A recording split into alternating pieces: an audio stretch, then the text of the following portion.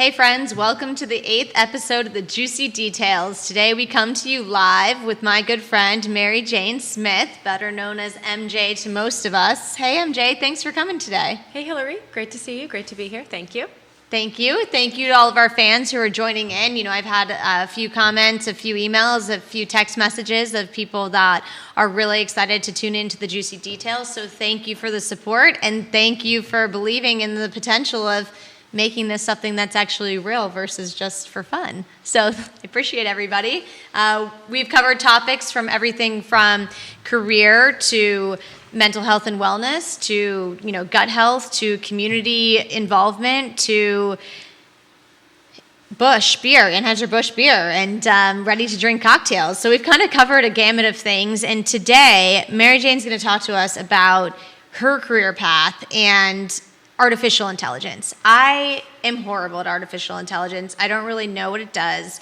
I have no idea about why my internet serves me up ads versus it's stalking me. I have my phone nice and close to me today, so it's picking up all of these things that it's going to feed me. But first, per usual, we're going to start with our Gold Rush Lumi shot. Love you, mean it. MJ, thank you for being here today. Love you, mean it. Cheers. Cheers.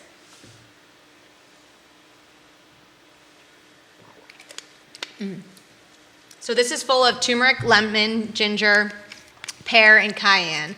So turmeric's really good to help with prevention of inflammation and brain health. And I love it. I drink one every day, a couple times a day. So you can get your Lumi shot at lumijuice.com or on Amazon.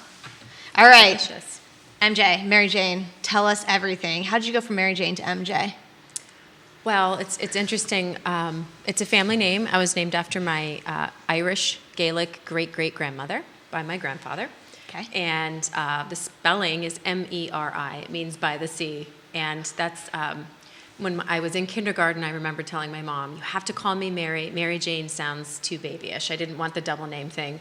This is growing up in Minnesota. After moving to the South back in 1999 as a 19-year-old, I'm dating myself here. The double name thing is a big thing in the South. Oh, it's so big in the South. Yeah, and I started to kind of adapt to that.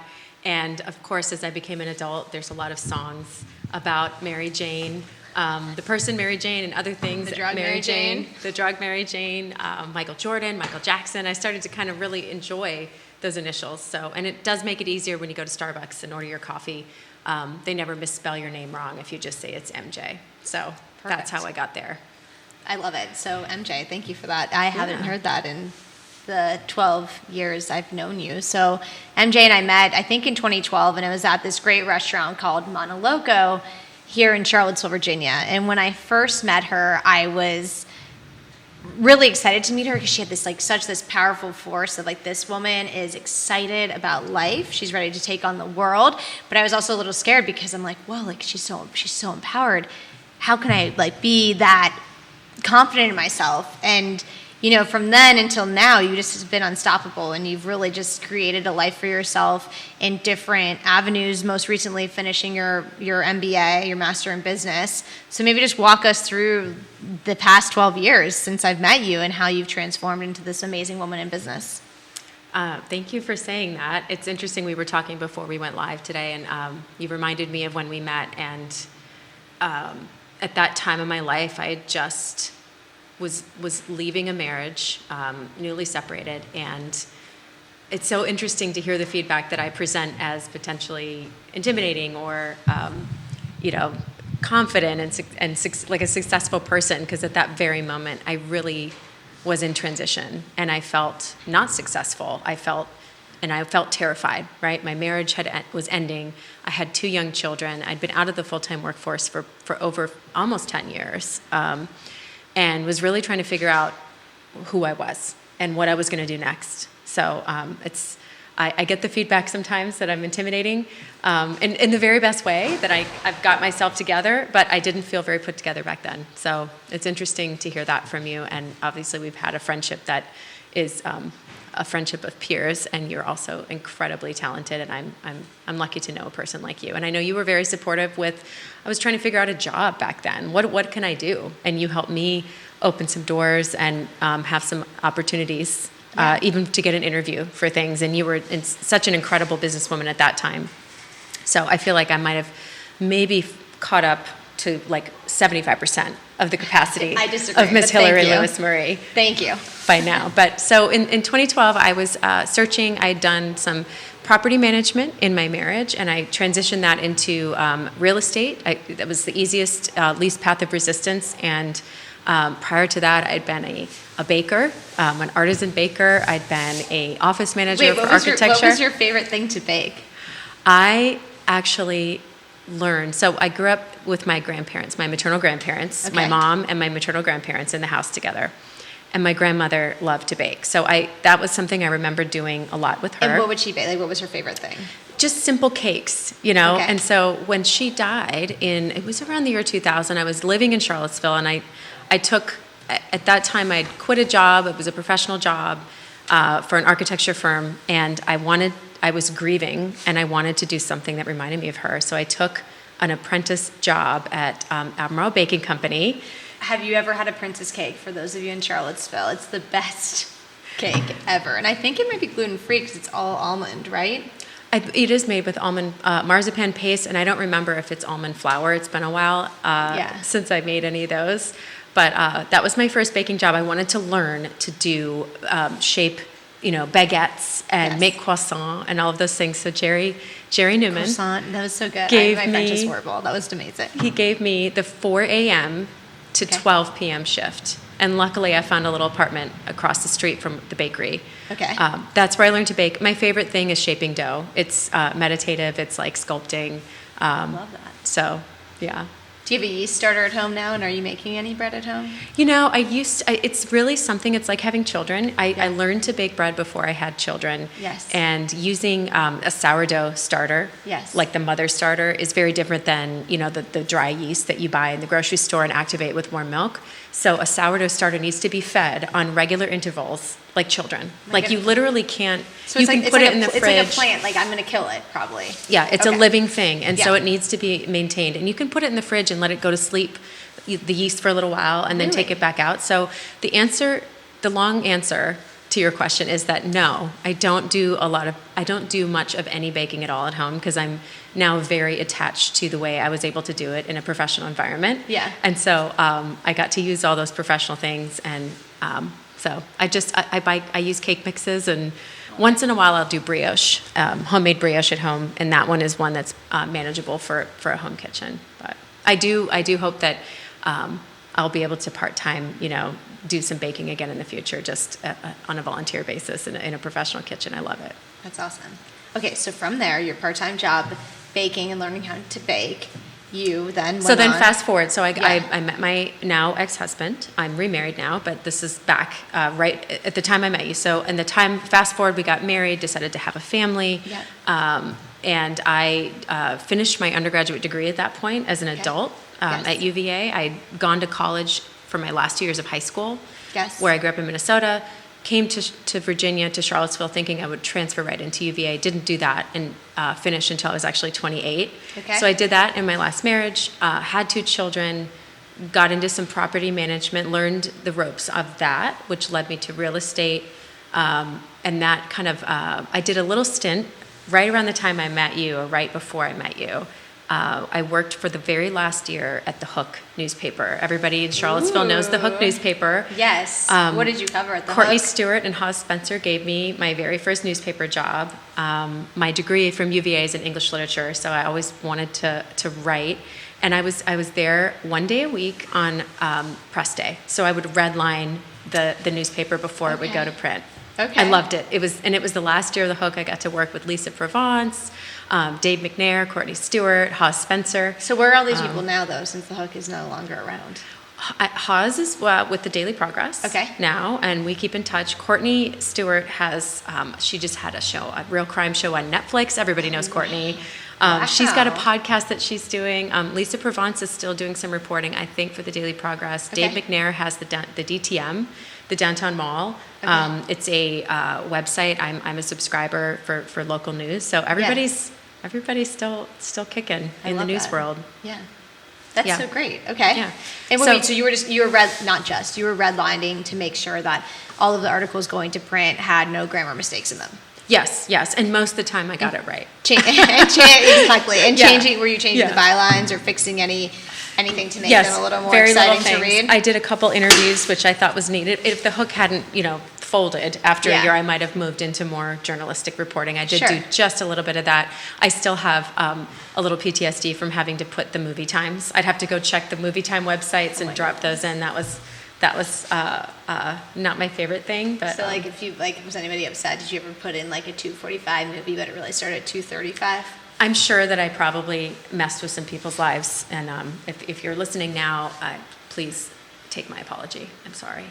The data transfer might not have been perfect. I love that. There was no AI yet. There was no AI yet. No, not at all. So when I met you in 2012, I had been out of the workforce, maybe just in with the hook, the last year of the hook. And maybe in 2013, I started to really, was I going to go back and get another degree? I had an undergraduate degree. I thought about being a nurse. Okay. And doing one of those accelerated second bachelor's degree programs. I actually was accepted to one in New York City. I was declined by UVA, my alma mater, for their accelerated program. It was a really packed year that year. But I was accepted to NYU nursing. That brought me to living part-time in New York City, reorganizing my life to try to accommodate that 15-month program. So you started it, but you never finished it. I did my prereqs there, Okay. and I relocated to have a place in New York for when the full-time program would start. And Yeah. it was a really difficult time with young children living in Oh, of Charlottesville. course. Yeah. Shared custody with my ex-husband, and I'd always been accused of being a New Yorker my whole life. So part of me was very excited. But to you finally, had never lived in New York, but you never. were accused of being a New Yorker. Yeah, something about maybe my confidence, my dark hair, and my directness didn't really In your affinity read to black and white. Yeah, and didn't really read Minnesotan. Nobody ever says, "Oh, she looks like she's from Minnesota." For whatever it's worth, it's a pretty diverse place, but I don't really fit the. I feel like this podcast might be covering people all over the Midwest, because we had Michigan was Dana Lewis, and now Minnesota's you, and then Jeff Tang, who also was on this, he had lived in Minnesota and Okay. Tennessee. So it's like I'm getting this Yeah. like Midwest vibe here on the podcast. Yeah, Yeah. it's weird. We all don't talk to each other all winter, but we're big talkers in general. It sounds Maybe it's like. because you don't talk for the entire winter. Yeah. That once the Yeah. winter breaks, it's like Yeah. we're all gonna hang out and talk. Yeah. Okay, keep going. Sorry, I'm interrupting you. No, that's okay. So then, part-time in New York, and it was going to be too difficult to.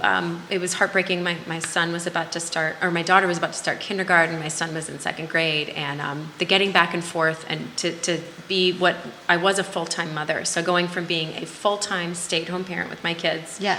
to being thrust into what am I going to do? What's my value in society? And how am I going to be a mom to these two children who need me more than ever, because they're going through this transition of their parents divorcing. Yeah. So I made the decision to pause my Okay. NYU nursing career potential, and then I was networking Okay. to try to find a path forward to a career. Okay. I landed on a med tech career. Those So are incredibly medical technology. medical technology, right? Okay. So I had some friends that I'd done some property management for who were in the med tech world, Okay. and one of them gave me an incredible reference. At that time, I'd started a small property management company Yep. and left full-time real estate, and got another reference from that. I built those references to try to get any med tech job. My first interview, I finally did. It was a company called Stryker. It was operating room sales. So I was Okay. in the operating room, learning how the operating room worked, dealing with surgeons, healthcare administrators, nurses, and design of those spaces. Okay. So it was I still look back as one of the most life-changing moments in my career. The woman who hired me there had been raised by a single mother. And I actually get a little choked up. I'm not going to cry in the podcast. I only cry for joy, not for pain. That's my motto. What's the But, juicy details? People have cried on this podcast before. Okay, well, not today, not MJ. But I do get a little choked up thinking about it. I remember getting that job offer and sharing a little bit of my vulnerability with her, which is always, it's always in a job interview. We all go through these things. There's Yeah. a formula to it, right? And I mean, I guess so. I don't know. yeah, but we are humans. And I remember that she saw that in me. She saw my drive, and she saw that I really needed a chance. And what you need Yeah. is for someone in their 30s coming back into the workforce, which is what I was doing, Yeah. and wanting to be gainfully employed and catch up for a career that was nothing, to anybody for Well, a I long mean, time. there's a huge, The Economist just came out with an article, and it shows a graph. I'm drawing the graph, if you can't see my hands right now, but it doesn't matter. You can't see the graph on my paper. But it talks about how moms in their career with men, that's like parallel, and then once you have a kid, it like drops. It puts you so far behind everybody else by being a mother. But the skills that you're learning while you're a mom arguably prepare you to be even better, right? Like, one of the criticisms from my dad is, you're really bad at managing people. And I'm like, thanks, Dad. And now that I have a 5 and 6-year-old and kids, I'm like, I'm getting better at it because I'm learning how to manage. And so there's so many skills that people don't even realize when you're a stay-at-home mom that you're learning. Yeah. But keep going. Sorry. No, I mean, I mean, we could spend a whole podcast I on know. that. So I know that in the U.S., I wasn't working full-time when I was a child, like having my babies, right? Yeah. I was out of the workforce until my youngest was about 2.5. But I So look like at 6 years. Yeah. It's a long time. Maternity, and before that, I was out of the workforce, so it really added up to 10. Okay. Maternity, parental leave in the U.S. is Yeah. not, you don't just get that everywhere you work, right? No, Some no companies way. have very, scant policies, some have 6-month policies, some have paternity and maternity. In Europe, there's, in general, like Germany, places like the Netherlands, I work for a Dutch company now, it's like 6 months.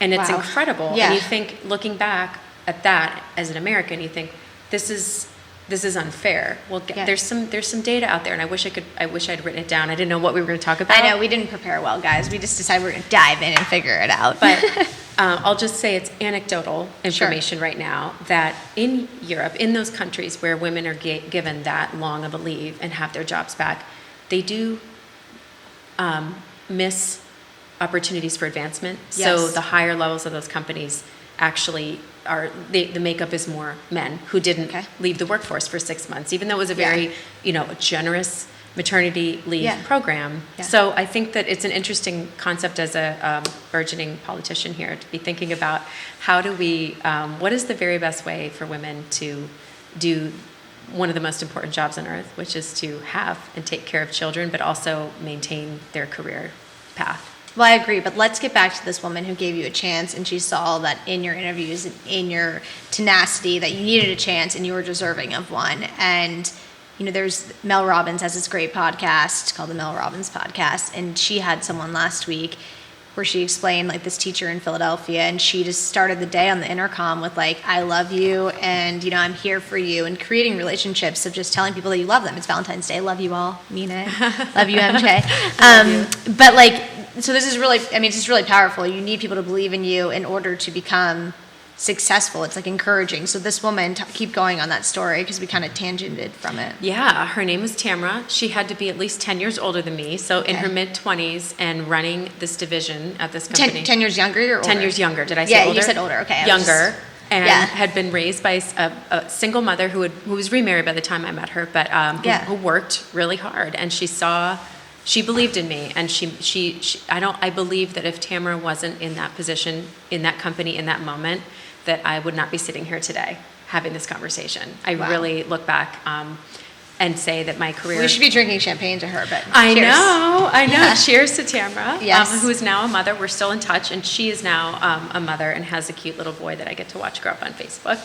That's so cute. Yeah. So that happened. That was the first door, and what I needed was that first chance. And Yes. I feel like I've been proving to myself ever since then that I deserve to be right where I am. I'm in a transition right now, ending the job. I'm resigning from the job I'm doing now and starting a new one. And it's interesting to look back once I started my career in med tech and now what I call health tech is where I'm at. Okay. Just making sure that your value and your worth is appropriate with the position that you're in, that you're paid for, the title and everything like that. So it's been, not to toot my own horn, but a little bit to toot my own horn. I have exceeded expectations at in every way since I got into the med tech and now health tech space. And So, not surprising at all that you exceeded expectations. thank you. And it's incredible. I've really connected with, it's part of my identity now. As I was trying on a hat of what is my career going to be, I think mission-driven work is very important to me. So I'm very careful about what products I work with. Okay. It has to mean something to me personally. I need to be able to, God, I love technology. I love things. I love machines that work. Yeah. If I had to go sell my favorite vacuum, I could do it all day, honestly. What's your favorite vacuum? It's the Dyson stick vacuum. Okay. Yeah, Dyson it's does not cordless. support this podcast, Yeah, but they there's should. your endorsement. They should. I could sell those all day long. It's so funny. So for me, You have a favorite vacuum? well, the Dyson cordless, my problem is you have to hold the trigger. There needs to be a setting. So like I could just not have Okay. to hold my finger to keep it going. Like if it just went. Like just a button. You're right. Yeah, There just is like that- press I the never button, thought it's about on, it. and like just because Yeah. I'm holding it, I'm like, there's too much. My whole kitchen, like all the crumbs between the dog and the dog hair and everything. Like You're I wanna, right. I do get a little fatigued. Yeah. It's like it's a trigger finger on for like Yeah. at least 10 minutes if you're vacuuming a space well, right? Yeah, Because I don't want to yeah. turn it off and on. I understand they're trying to save energy, but I kind of feel like the restart and start might be killing the battery more. I think you're right. We're here for the Dyson development team. Call us and we'll Yes. help you figure out how to make this Yes. better. Yes. But the functionality of it's fantastic because there's no Yeah. cord. Yeah, and the battery, I've already replaced my battery once. Like I went and ordered Yeah. it. It just works. The filters, anyway. Yeah, they there's- should be. you don't have to change filters, They should be clean it. supporting this Yeah. podcast. I agree. Thanks. Hey. Okay, so then let's talk now. Let's transition just because in the interest of time, I really want to get to this artificial intelligence piece. And so you went from med tech to health tech, and this is so important because most recently, before you transitioned to this new role you've just accepted, you have been doing breast cancer Detection. and let's talk about how that's affected, why this interest came, what your company did, and how instrumental this has been, because what you're doing is just so great. And today on Valentine's Day, it's really great to love everybody that's surrounding you and that you meet on the street even. Just encourage people, but also just encourage yourself to get your health checked. And let's talk about that a little bit. Yeah. So, and I'm still in the current role, and we'll plug the company that I work for. It's called Screenpoint Medical. They don't sponsor this podcast, but we still love them and mean it. We love them and mean it. It's AI trained computer aided detection for breast cancer. So what it is, it's a software and trained using machine learning algorithms, neural networks, and AI in a lab. Okay. And then that software is installed in the environment of a hospital health system. Okay. And a radiologist, which is a person who reads mammographic images, x-rays of breast tissue. Without AI support, they're looking for breast cancer on a mammogram is like looking for a polar bear in a snowstorm. Every breast is different. Dense breasts have different patterns and different tissue types that hide cancer. They show up white on a mammogram just like cancer shows up white on a mammogram. So it's an incredibly challenging thing to look for on breast tissue. Now we have training programs. We have breast fellowship trained radiologists who do an extra 2 years of fellowship training after their general radiology residency to read mammograms. I don't want anyone to think that a radiologist reading without AI support today is doing a bad job. But what's incredible about AI-assisted radiologists is that AI can help the two together perform better than the two separately. We have Yes. multiple clinical studies that show that. What AI can help do is reduce satisfaction of search errors, which is when you find one thing on an image and then you focus your time and attention on that, but maybe failed to look at the rest of the image Okay. to kind of simplify things as much as I can. Okay. And then also there's the AI that I work with has shown to find breast cancers up to 5 years earlier. So 1 in 8 women will be diagnosed with breast cancer in her lifetime. That statistic has not changed much over the last 40 years. What about men? Do you have a statistic for men? Just under 1% of men. So men, Okay. there are also men. I feel bad for all the men who have breast cancer in their families. They have to go in and get mammograms. Most of the breast imaging centers are kind of gendered to women, but breast cancer does affect men as well. Less than 1%, still important. So the survivability of breast cancer has increased over the last 20 years or so. Sure. And the way that we handle, and it's partly due to increased screening, right? Yes. In the U.S., we have the guidelines of once a woman turns age 40, she goes for an annual mammogram, and that's covered by health insurance. Whether you're insured or not, you are due an annual mammogram. Okay. We know that women under the age of 40 are sometimes diagnosed with breast cancers, and that's something that is very important to me. I do, outside of my professional life, I definitely work with organizations like the Komen Foundation, the BREM Foundation, which is a Maryland-based awareness group that tries to get more awareness for screening for younger women, and also for just the majority of women who will need that screening once you're age 40. Wow. Well, I think the polar bear in the snowstorm analogy, I'd rather find the polar bear before it finds me, just like you'd rather find the breast cancer before it's found. Absolutely. All of you. And Absolutely. so this is why early detection is incredibly important for men and women. It sounds like with men, maybe they can get tested for the gene in the cases that seem to be more prevalent in men, but for women, it tends to be just more prevalent. So you said something that I like this platform, and I wish I could scream it from mountaintops. So the breast cancer gene, the test that we have, BRCA1 and 2, only 1% of breast cancers are BRCA associated. Oh, really? So, is that more like a uterus cancer thing, or what is the... BRCA is associated with ovarian, uterine, colon, and breast cancer. But that right there, that statistic, 1%, less than 1% of breast cancers are BRCA positive. So Wow. women out there thinking, well, I don't have the BRCA gene, I don't need to get my annual mammogram. I don't need to give myself my self-exam. Everybody needs to give themselves a self-exam. Every woman needs to get screened every year. So do you have a website for your current company that talks about how you can self-screen? Is there any videos or anything there? Well, we haven't talked about dense breasts either. Okay. Breast density. We could be here for hours. So days I would talking look about up this. densebreast.org. Okay. Is a great. I want to be completely neutral and not sell something here. Sure. So densebreast.org is a great website to go to, and it also helps educate about breast density, which is another. When I say polar bear in a snowstorm, every woman's breast tissue doesn't have that look. But the ones that do, that are dense across 4 different categories, A, B, C, or D, not size, but density of the tissue, the higher the density, the more challenging it is to find the breast cancer. So not every woman has the polar bear in a snowstorm breast, but this is why AI support is incredibly needed. Good, well-trained AI that's reliable and trustworthy. And also women need to be educated about what these things mean and what it increases their risk profile. Dense breast tissue has a masking effect. It hides breast cancer on a mammogram from detection at times. And it can also, certain types of dense tissue have a higher risk of becoming breast cancer later. Wow, interesting. It's a lot of, this is why public health is so hard in the US. It's a lot of information. It's boring. And it's hard to educate. I wish we had like a public health czar in the U.S. that was like giving regular updates about all this stuff. Our poor private practice physicians are tasked with trying to help navigate through all of this.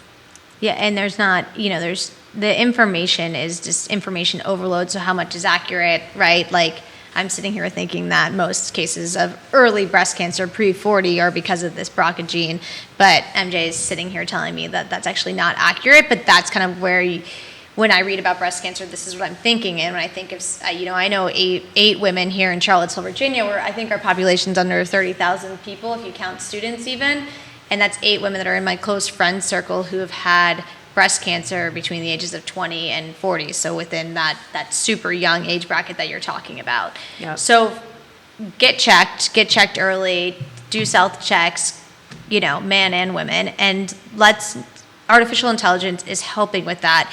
And pre-show, MJ was talking a little bit about artificial intelligence comes in 2 different forms. Yes. And this was interesting to me because I'm literally like I'm so on tech savvy. You all might be able to notice that by my website, by my Facebook page. Thank goodness I have Judah here who's helping me be better at all these things. But yeah, so this is when MJ started talking to me about this. I know I sat on kind of a panel. I didn't sit on the panel. I listened in on the panel at the University of Virginia Darden School of Business. That's now the #1 public school in the world. Yeah, UVA. But Yael, who's a famous professor from UVA, Darden School of Business, she's talked about AI and how it helps in everything from food service to finance to healthcare. And so, and let's talk a little bit about what you said before the show. I don't even remember the 2 types of AI, but this was important, I felt. Well, in my world, I mean, there's so many types of AI. There's generative AI. What does that mean? What is generative? Should we start defining the first one? So generative AI, I mean, this is not my category. Yeah. It's like when it generates text, like I think ChatGPT would be generative AI. So like when I do speech to text, but I speak too quickly, and that's generative AI. Yeah, okay. I'm giving a real world example. Yes. Okay. And then OpenAI, ChatGPT is, it basically, you put something in and you ask it for an output, and then it really quickly surfs the internet for you and gives you an output. And you hope that it's accurate, but you have to realize that what it's trained on might be bad data in, bad data out. Garbage in, garbage out. So that's what you have to be careful with. I can give an example that might be a little controversial. It seems like some of those, maybe that someone who might have been in charge of an elite Ivy League college might have used that, and it came off as plagiarism with this this what is it? Yeah, ChatGPT is the product. OpenAI is the company. Okay. But OpenAI, it's a great name because it is OpenAI. Okay. It's literally the thing that it is. Yes. It's all over. So I went to a writing conference with MJ's going to write a book, so when she publishes it, we're all going to buy it, and we'll do signed copies of it, and we'll talk about that. I sure hope so. I can't wait for the title. Is it forthcoming? It's forthcoming, okay. Yes, I'm working on it. But my kickoff to that was attending a writing conference in Cape Cod by my dear friend Kwame Alexander, who is now a New York Times bestselling author multiple times. What's a book that we can buy first? He's written over 35 books, so I can't even begin. How do we spell his name? Because I'm so dyslexic. Kwame. Kwame. And then Alexander. He's a Newbery medalist, award winner. Basically 0 accolades. Yeah, 0. He's kind of a big deal. He just won an Emmy for a show he had on Disney Plus. He's kind of a big deal. Okay, I love it. So you went to his I went to a writing workshop okay. in Cape Cod last October, and I learned OpenAI came up. There was a gal there who, the group, it was a small group of like 25 people. There was a gal there who is a sophomore at a major institution in the Mid-South that I won't name, who was using OpenAI to write her memoir, which was a very controversial topic. She was telling it really quickly, I mean, how do I know what's pulling from my real life and what it's just gathering that's junk in, junk out? Right. Well, you could say, write me a story. You could give it certain things. Write me a story in the voice of, and I don't think she was purposely plagiarizing. She was giving details of her life and then asking it to write a story. Okay. But you could say, write me a poem in the style of Robert Frost. And OpenAI would give you something. I mean, I had a friend who was starting his real estate career, and I said, why don't you just do on your Instagram a joke a day? And I said to ChatGPT, give me 100 jokes, 100 real estate jokes, and within 30 seconds, I had an output, which is super fun, right? Yes. But back to the writing conference. Are you tagging the person who maybe came up with that joke, not you? Absolutely not. Yes. Back to the writing conference, it came up, this young woman talking about how she was using chat to write her memoir. And she was being honest about it. I'm a young person, I'm on the AI committee at my college. Yes. I'm doing this because it's a thing. I can't wait to have my fourth year UVA students on the podcast here talking how they use it. Right. Yeah. Kwame shared that there is a collection of authors who are forming together to sue OpenAI because they trained the algorithm on people's work and didn't license it. Yeah, I mean, that's kind of messed up, right? Yeah. So these are the things that are scary about it. And I think the New York Times is currently suing OpenAI because it was trained on their online journalism. So So the world I'm in, that's OpenAI, and I use it for things. I don't use it to create content that I want to be my creative writing. That's a line that I draw for myself, and then I'll never cross it. I'm pretty sure I'll never, ever drop my professional creative writing into chat. But I work with medical AI. I'm here to redline it for you after you write it Thank normally, you. and then we can Yeah, I love that. Yeah. I love that. Everybody needs a good editor, right? Yeah. But I work with medical AI, which is approved and cleared by the FDA. And it's not, I have to tell some of my customers this. They're under the impression that my good AI is all about what data set it's trained on. The larger the data set, the cleaner the data set, the more accurate the data set. So the AI that I work with currently in breast cancer detection is trained on breast cancers. It's trained on normal breast exams, and it's trained on abnormal breast exams with biopsy-proven breast cancers.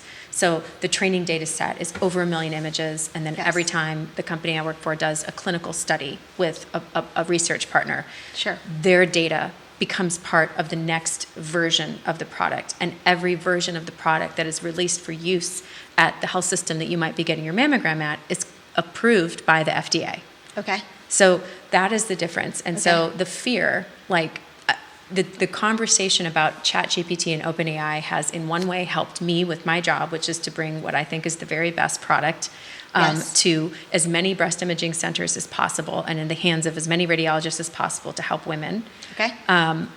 It's sometimes infected the conversations I'm having because they're like, well, I heard all this terrible stuff about ChatGPT and OpenAI, and they think that I'm bringing them something that's uncontrolled and unstable. And that is, in one way, all press is good press. I can say, well, let's talk about what the differences are. Yes. But in another way, I think it's important to know the difference. And as consumers are more aware of how AI can help improve quality in healthcare, in food service, in texts, if we're able to talk to text, right? We all need to kind of pivoting to something I attended, I went to a few weeks ago. I was literally just going to ask you. We're on the same wavelength here. Yeah. So I tried to get you to go, but it didn't work out with your family schedule.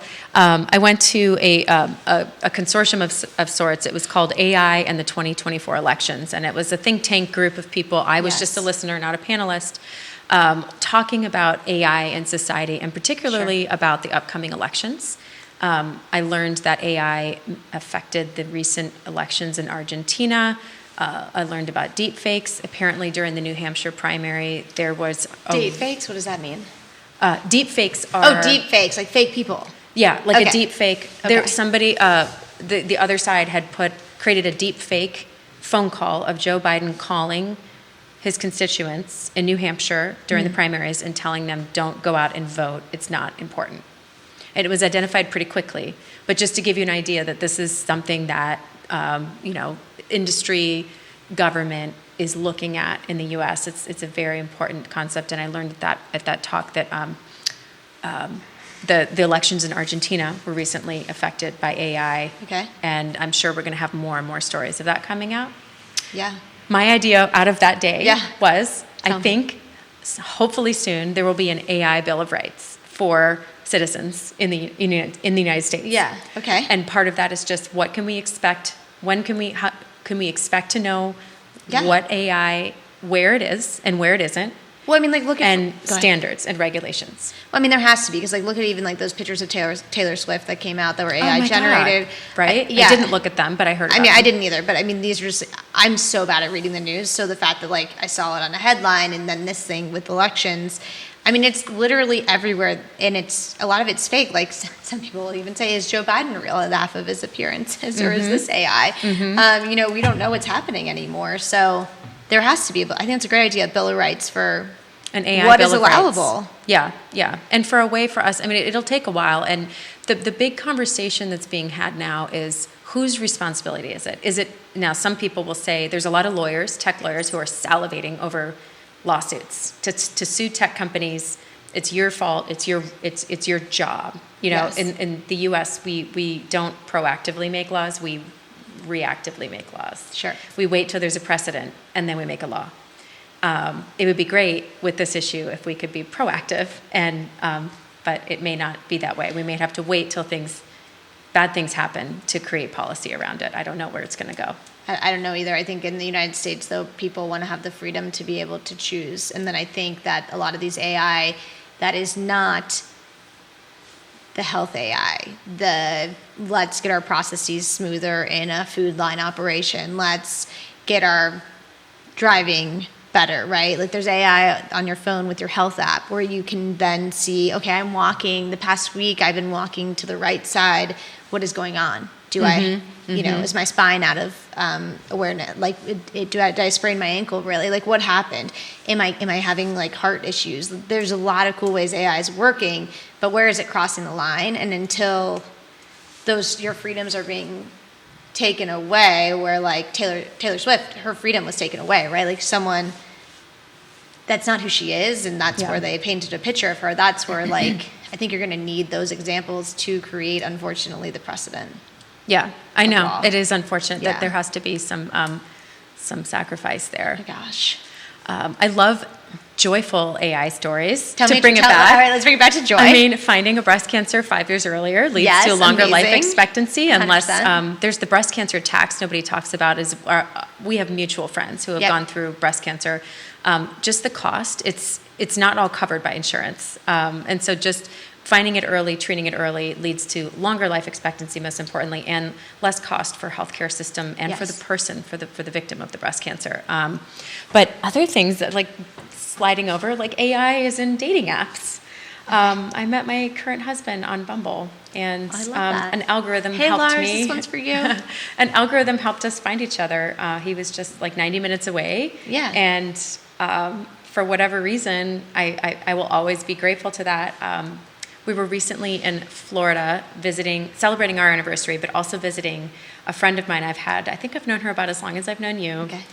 She relocated there after living in Charlottesville and dating in Charlottesville for quite some time, had a long-term relationship here, left, and moved back to Florida. And about, I guess like 3 months in, she was on Bumble. Yeah. And Bumble reconnected her with her end of high school, early first year of college boyfriend. Oh my goodness. And we are going to their wedding on Memorial Day weekend this year. They are amazing. getting married. And it's like, I think that those stories are incredible, right? If you're on the apps forever and you can't find anybody, something's not working. But AI assistance, when it works, it really does work, and it brings incredible opportunities for joy and connection. In my talk track, back to the medical AI part. Yeah. Breast radiologists go specifically into that specialty because they have a passion for patient care, the conversations that you have to have with women who have breast cancer. It's not a one and done, see you later. Once a woman has breast cancer, she's coming back for screening intervals, for treatment. Sometimes there's recurrence. So it's a doctor who, a lot of radiologists sit in a room and read x-rays all day, but a breast radiologist also has that patient care component. Yes. And I talk a lot about how AI support actually reunites doctors with their patients. Cool. Again, where, I remember when I had the same primary care doctor in Charlottesville for the first 10 years I lived here. Yes. And I remember when electronic medical records came up, and I don't know if you remember this in your own personal health history. I remember when I went to a doctor's appointment and I sat and looked at the doctor like this, or the nurse, and we just had a human interaction, and maybe the person took some notes on a chart. And I remember when a laptop came into the room, and my doctor was looking at her laptop, and then most of the time looking at the laptop and talking to me. Now, every exam room has a computer in it. They're clicking boxes. There's really little eye contact when the human's in the room. Yes. And we've kind of accepted that that is normal.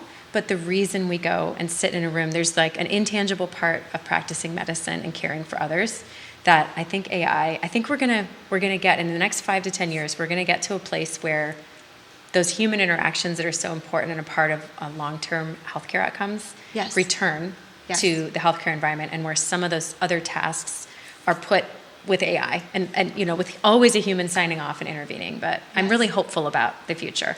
Okay, awesome. I love that. And so in the interest of time, I want to just pivot with some fun questions to end our time together, because this has been really interesting, and I think there was a lot on the table. Like, you're transitioning to healthcare, oncology, AI. Like, there's so much more. We're going to have you on again to continue the next conversation. Starting in March. But since my day job is I'm a luxury travel consultant with Scouted Adventures, please, all of you, if anyone needs help planning trips, call me. But let's talk about really quickly, what is the best place you've been and why, and then what's on your bucket list? I love Spain. I love Me too. to travel to Spain as a country. I love there's certain parts of it that are socialist, like the gazpacho is the same everywhere you order it. Yes. I love that. I love taking the train. I like the south of France. I like all over Spain. I like the culture, the food, the people.